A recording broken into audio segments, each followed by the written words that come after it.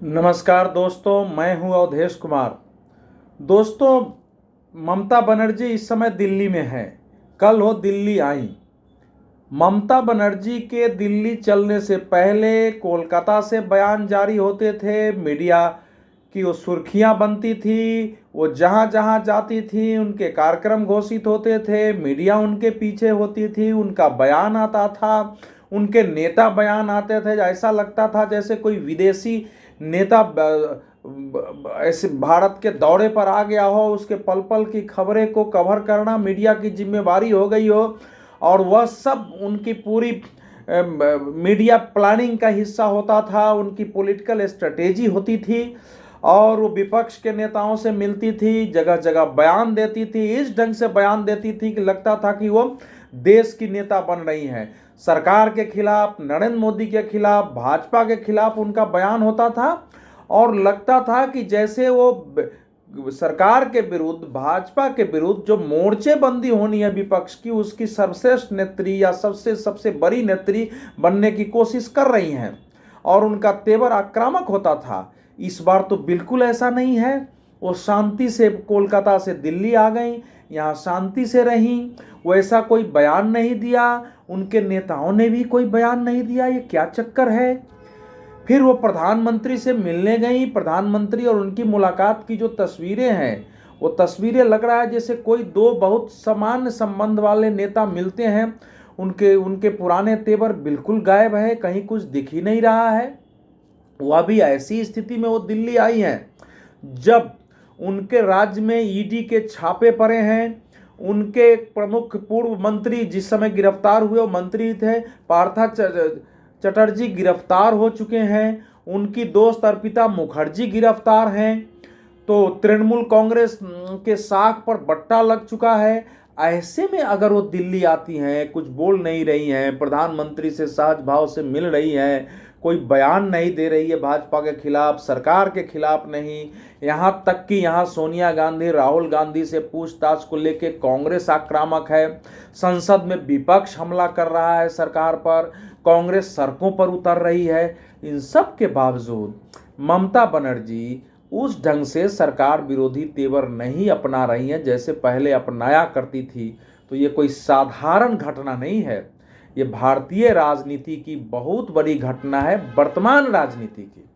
क्योंकि उन्होंने घोषणा किया था कि केंद्र से नरेंद्र मोदी और भाजपा की सत्ता को उखाड़ फेंकने के बाद ही मैं दम लूंगी। तो कहाँ गया वो उखाड़ फेंकने का अंदाज? अब विपक्ष ने हमला शुरू कर दिया प्रधानमंत्री से उनकी मुलाकात पर। कांग्रेस कह रही है कि ये तो मैच फिक्सिंग है। सीपीएम ने कह दिया, उनके जो नेता हैं मोहम्मद सलीम, वो कह रहे हैं कि ये तो पहले से ही इनका मैच फिक्सिंग चल रहा है, 2016 के चुनाव से ही चल रहा है, दोनों में मेल मिलाप है, झूठा दिखावा करती हैं। प्रधानमंत्री से मिलने का अगर कोई विकास का काम है तो उसमें सरकारी अधिकारी होनी चाहिए, कुछ तो ऐसा है नहीं। तो विपक्ष उन पर आवाज़ उठा रही है, वो विपक्ष अपनी आवाज़ उठाएगी, लेकिन इसका भी उत्तर ममता बनर्जी या उनके लोग उस तेवर में नहीं दे रहे हैं जिस तेवर के लिए वो जानी जाती रही हैं। वो ये भी नहीं कह रही हैं कि संसद के वर्तमान अधिवेशन में हमारी पार्टी सरकार को हर मुद्दे पर घेरेगी, उसका विरोध करेगी। हालांकि उनके सांसद कर रहे हैं, सदन के अंदर उनके सांसद लगातार कर रहे हैं, सरकार का विरोध कर रहे हैं, वो सदन की गरिमा का भी उल्लंघन कर रहे हैं, वो इसलिए वो सस्पेंड भी हो रहे हैं। लेकिन ममता बनर्जी ऐसा नहीं कर रही हैं। और ये कोई यही नहीं है। आप देखिए, उपराष्ट्रपति का चुनाव में कांग्रेस ने मार्गरेट अलवा को विपक्ष के उम्मीदवार के तौर पर खड़ा किया है। जाहिर है पूरा विपक्ष की जिम्मेवारी थी कि वो मार्गरेट अलवा का समर्थन करे। ममता बनर्जी ने घोषित कर दिया कि वो उनकी पार्टी उपराष्ट्रपति चुनाव में मतदान ही नहीं करेगी। ये कैसी बात है? विपक्ष के उम्मीदवार के पक्ष में मतदान नहीं करेंगी? वो भी देखिए, कोई साधारण चुनाव नहीं है।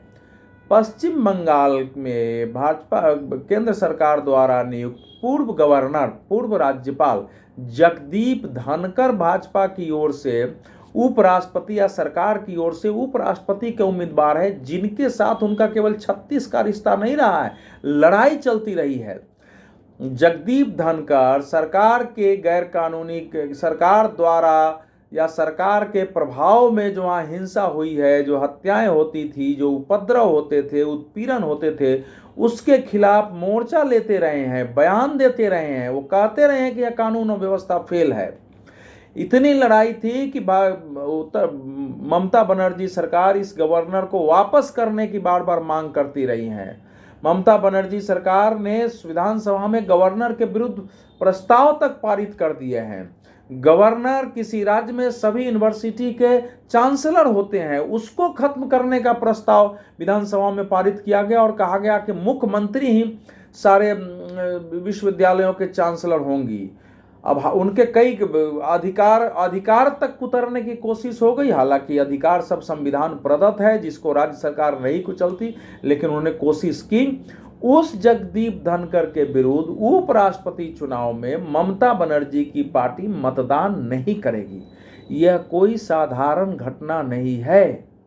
यही नहीं, ईडी के छापे और कार्रवाई के बाद पूरी पार्टी ममता बनर्जी सहित पुराने तेवर गायब है। पुराना, जब भी कहीं ईडी का छापा पड़ा, तृणमूल सड़कों पर विरोध किया, ईडी ऑफिस के सामने विरोध किया, ममता बनर्जी आक्रामक हुई, सीबीआई के छापे के विरुद्ध वहां आक्रामक हुई। आप देखिए, जब उनके कोलकाता के पूर्व पुलिस कमिश्नर राजीव कुमार के खिलाफ जब सीबीआई ने पूछताछ करने की कोशिश किया, पूछताछ की, तो ममता बनर्जी स्वयं वहां तक पहुंच गई थी। पूरी पार्टी सड़कों पर थी, सीबीआई के दफ्तर तक का घेराव हुआ, उसकी गाड़ियां घेरने की कोशिश हुई, उसको केंद्रीय पुलिस बल बुलाना पड़ा।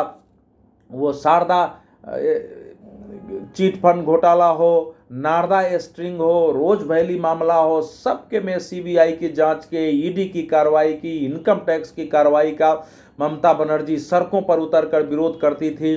यहाँ तक कि जब सुदीप बंदोपाध्याय से के खिलाफ जब शारदा में कार्रवाई हुई तो भुवनेश्वर तक मिलने चली गई, उनको गिरफ्तारी का विरोध किया, तो पूरी पार्टी विरोध करती रही है, ममता बनर्जी विरोध करती रही है। यह आरोप रहा है कि केंद्र सरकार, सीबीआई, इनकम टैक्स, आईडी सबका को लगा करके ममता बनर्जी को दबाना चाहती है, राजनीतिक बदले की भावना से कार्रवाई हो रही है, कुचलना चाहती है कि आवाज़ को गैर कानूनी तरीके से हो रही है। यहाँ तक कि पश्चिम बंगाल में जो आरएसएस, बीजेपी, कम्युनिस्ट कार्यकर्ताओं की हत्याएं हुई हैं, उनके उत्पीड़न हुए हैं, उनके साथ हिंसा हुई है, वो मामले उठाने पर भी ममता बनर्जी हमेशा और उनकी पूरी पार्टी नरेंद्र मोदी के विरुद्ध, नरेंद्र मोदी सरकार, अमित शाह के विरुद्ध आक्रामक रहती थी। वो पूरी तरह आक्रामक होती थी। और यही नहीं, इनके विरुद्ध वो उच्च न्यायालय तक भी जाती थी। मानवाधिकार आयोग की रिपोर्ट आ गई, उसकी आलोचना की, कोर्ट तक गई, लेकिन अब कोर्ट ने ही पूरी मामले की जांच का आदेश दे दिया। तो वो ममता बनर्जी का तेवर गायब है। और पार्था चटर्जी कोई साधारण नेता नहीं रहे हैं। 3 मंत्रालय उनके पास रहा है। वो उद्योग मंत्रालय, सूचना तकनीक मंत्रालय और संसदीय कार्य मंत्रालय के प्रभारी मंत्री रहे। 3 मंत्रालय जिस मंत्री के पास हो, वो कोई साधारण नेता नहीं हो सकता है। वो ममता के दाहिना हाथ माने जाते रहे हैं। पार्टी में भी वो राष्ट्रीय उपाध्यक्ष, प्रदेश के महासचिव तथा तृणमूल कांग्रेस की जो मुखपत्र है उसके संपादक रहे हैं। तो ऐसा व्यक्ति के यहाँ छापा पड़ा, उनसे पूछताछ हुई, उनकी गिरफ्तारी हो गई। लेकिन ममता बनर्जी ने कभी न सड़कों पर उतरी, कोई धरना प्रदर्शन नहीं हुआ, टीवी पर जरूर थोड़ा बहुत विरोध हुआ है। तो ये बदला हुआ तेवर के मायने क्या हैं? क्या ममता बनर्जी वाकई बदल गई हैं? तो मेरा अपना मानना है, और शायद आप भी इसको स्वीकार करेंगे, कि जिस ढंग से पूरी सरकार भ्रष्टाचार और अपराध के आरोपों में फंस गई है, उसके बाद ममता के पास चारा कुछ नहीं बचा है कि वो केंद्र सरकार के साथ सामंजस्य बिठा करके काम करें। आखिर उनके अनेक नेता शारदा घोटाले में फंसे हैं, नारदा स्टिंग में फंसे हैं, रोज वैली का मामला है, कार्यकर्ताओं के, दूसरे पार्टी के विरोधियों की हत्या, उनका उत्पीड़न का मामला है। और इस समय जो कुछ है वो तो सामने दिख रहा है। अर्पिता मुखर्जी के घर से जिस ढंग से नोटों की गड्डियां मिली है वो साधारण घटना नहीं है। इतने नोट मिलने, करीब 50-51 करोड़ रुपया कैश मिलना किसी के घर से, विदेशी मुद्रा मिलना, इतने मोबाइल मिलना, हीरे जवाहरात मिलना, जमीनों के कागजात मिलना, ये तो असाधारण घटना है। अर्पिता और पार्था चटर्जी के संबंध सभी जानते हैं। अर्पिता ने कहा भी है कि सारे रुपए पार्था के, हम तो उसमें से खर्च ही नहीं करते थे। मेरे घर का इस्तेमाल रुपए रखने के लिए गोडाउन के रूप में किया जाता था। अर्पिता मुखर्जी के 1 दर्जन के आसपास लाइफ इंश्योरेंस निकले हैं, जिसमें सब में नॉमिनी पार्था चटर्जी हैं। तो अब उनके संबंध तो साफ हो गए हैं। तो इतना नोट अगर बरामदी हो जाए और शिक्षक भर्ती घोटाला का आरोप पार्था चटर्जी और लोगों पर हो, क्योंकि उस समय शिक्षा मंत्री वही थे, तो ममता बनर्जी या पार्टी के पास बोलने के लिए रह क्या जाता है? कुछ नहीं। यह तो साफ हो गया है अभी तक की सीबीआई की जांच से कि शिक्षक भर्ती में भयानक घोटाला हुआ। पूरा एक नेटवर्क था जिसमें नीचे से ऊपर तक, संतरी जिसे कहा जाता है, संतरी से मंत्री तक, कर्मचारी से अधिकारी तक, पार्टी के नेता, अलग अलग प्रकार के दलाल, सब उसमें शामिल थे। अब पार्था से पूछताछ के साथ और बाकी चीजें सामने आएंगी और माना जा रहा है कि ये जो रुपए थे वो पार्था के घूस के ही रुपए थे, भ्रष्टाचार के, जो छिपा कर रखे गए थे। और वहाँ भी जो अर्पिता के एक फ्लैट से टॉयलेट से रुपए निकले। वो टॉयलेट ऐसे बनाया गया था जैसे मॉड्यूलर किचन हो, यानी वो टॉयलेट ऐसा लगता था, ऐसे रुपए करीने से रखे गए थे मानो वो रुपए रखने के लिए ही घर बनाए गए हों। तो अब ये आरोप है ममता बनर्जी की पार्टी पर कि भाई पार्था चटर्जी अगर इतने रुपए रखवा रहे थे तो क्या सबका उपयोग वो अकेले ही कर रहे थे या इनमें हिस्सेदारी भी थी? वो पार्टी का कितना खर्च वहन कर रहे थे, पार्टी पर कितना खर्च कर रहे थे, अपने नेत्री पर कितना खर्च कर रहे थे, ये सारा कुछ सामने आएगा। तो निश्चित रूप से ममता बनर्जी कानून के घेरे में, उनकी पूरी पार्टी, सरकार घिर गई है। ऐसे में किसी का दबाव में आना आवश्यक है, स्वाभाविक है। वो कह रही हैं कि हमारे पार्टी में कोई भ्रष्टाचारी निकलेगा तो मैं स्वयं उसको कानून के हवाले करूंगी। ममता जी, आपको कानून के हवाले करने की आवश्यकता नहीं, कानून खुद उनको अपने हवाले कर रहा है। मामला न्यायालय के तहत है, पता नहीं कितने लोग गिरफ्तार होंगे, लेकिन ममता के इस बदले हुए तेवर के मायने भारतीय राजनीति की दृष्टि से गंभीर है। इसके मायने हैं कि अब विपक्षी एकता का जो सपना बुना जा रहा था ममता बनर्जी के नेतृत्व में, वो खत्म हो चुका है। ममता बनर्जी के तेवर कमजोर पड़ गए हैं। अब उनको पहले अपने भतीजे को बचाएं, जिनसे ईडी पूछताछ कर चुकी है, 2 बार पूछताछ करती है। एक बार सुप्रीम कोर्ट ने कहा उनसे पूछताछ करो। अपनी भतीजी की पत्नी को बचाएं जो भी फंसी हुई हैं ईडी के मामले में, हवाला के मामले में फंसी हैं।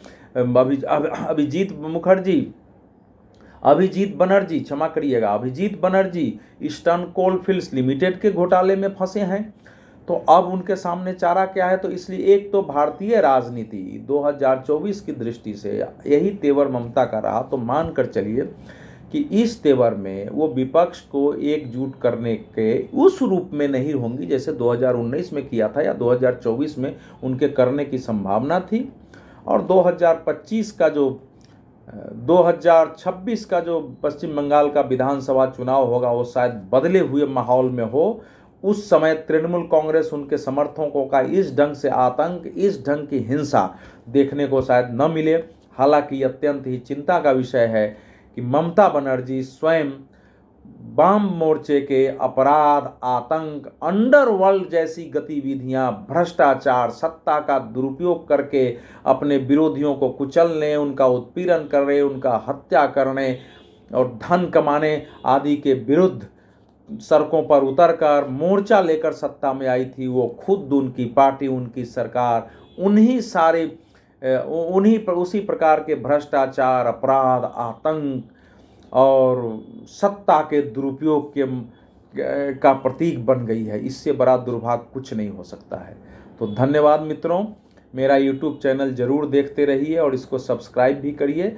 जैसे जैसे आप सब्सक्राइब करेंगे इसकी संख्या बढ़ेगी, इसमें अच्छी बहसें होंगी, मेरे विचार आप तक पहुंचेंगे। स्वयं भी सब्सक्राइब करिए, अपने मित्रों से भी सब्सक्राइब करिए। धन्यवाद।